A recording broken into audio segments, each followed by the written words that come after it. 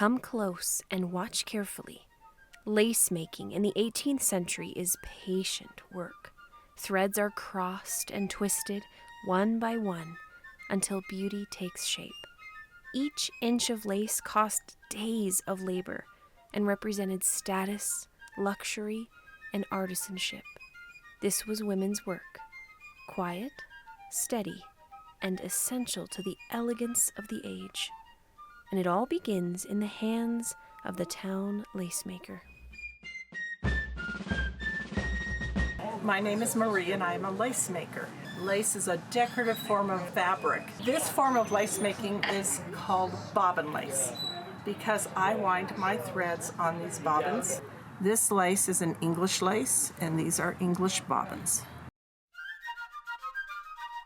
Bobbin lace really predates the colonial era. It was developed in the 1500s in both Belgium and in northern Italy at the same time. And from those two centers of lace making, it spread all throughout Europe. Every European country has developed its own system of lace making.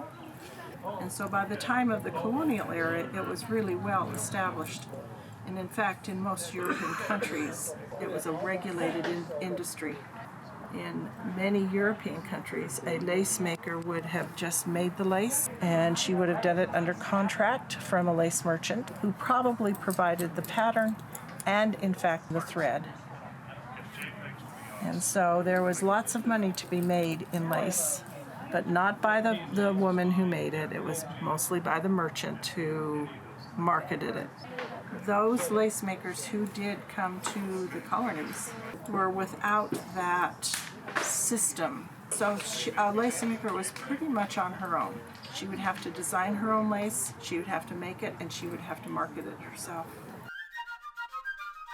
Every lace maker starts out by making one of these beginning strips so that she can learn how the bobbins move to create the different looks. These are some examples of a beginning lace strip. These were the ones that I made when I was a very beginner. This one, I'm sure, was the last one of these samples that I made because the tension and the regularity of it is better than the others. But that's part of learning. These are the 3 main stitches in bobbin lace, and these are all based on back and forth rows. I'm weaving these threads back and forth, but no matter which look I'm going for, no matter which stitches I'm using, I'm only going to use 4 bobbins at a time. In this one, I'm weaving the pink threads all the way across the yellow ones, and I'll return and weave them all the way back. And to do that, I do that movement, which is called a cross. I do that movement, which is called a twist, and then I follow it up with one more cross. I push those 2 off to the side, bring in 2 more. Cross, twist, cross. Bring in 2 more. Cross, twist, cross. At the end of my row, I tighten up all my threads. I put 2 extra twists on my weaver pair and put a pin at the end of the row. To weave back across the other direction, my movements of my bobbins do not change. Cross, twist, cross, but this time I'm taking them out to the right and bringing them in from the left. Cross, twist, cross. Cross, twist, cross, cross, twist, cross, cross, twist, cross, cross, twist, cross. And 2 twists on my weaver pair, and then I tighten everything up before I put in my pin. We call it a whole stitch, as in whole or complete, and it has different movements. Cross, twist, cross, twist. Cross, twist, cross, twist. Cross, twist, cross, twist. Put my pin in at the end of the row, and again, like before, to return, my movements don't change. Cross, twist, cross, twist.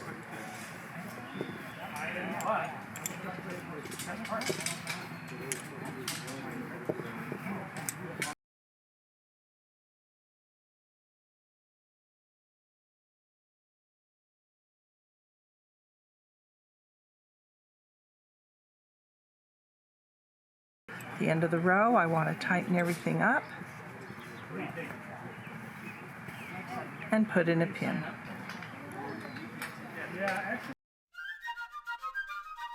Everyone loves the looks of this stitch. It's called half stitch, and it's called that because it uses half the amount or number of movements that whole stitch uses, and it's much quicker to work.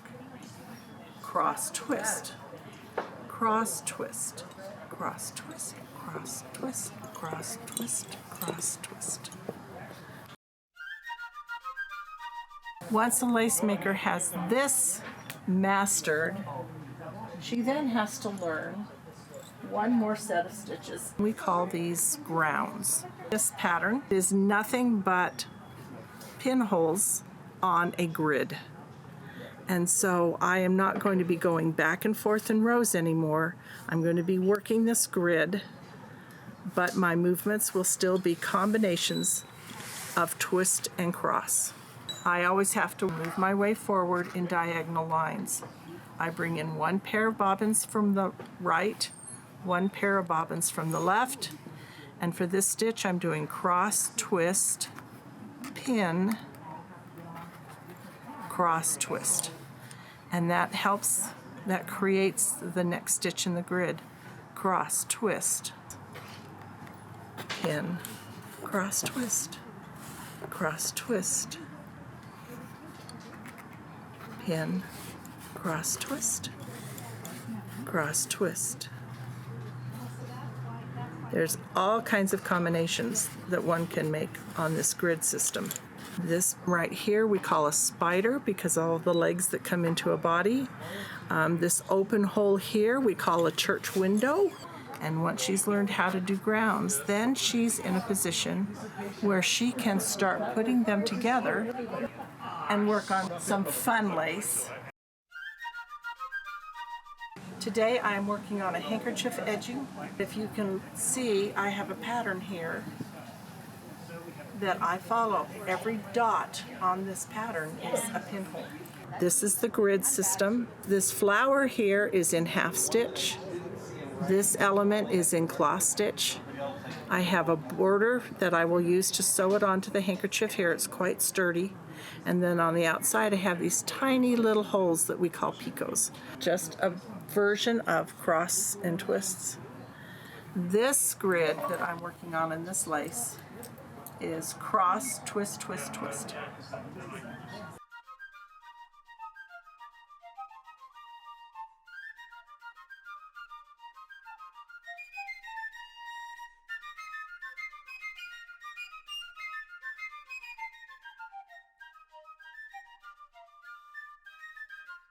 There are no knots in this lace at all. I am weaving these threads and I hold them in place with the pins.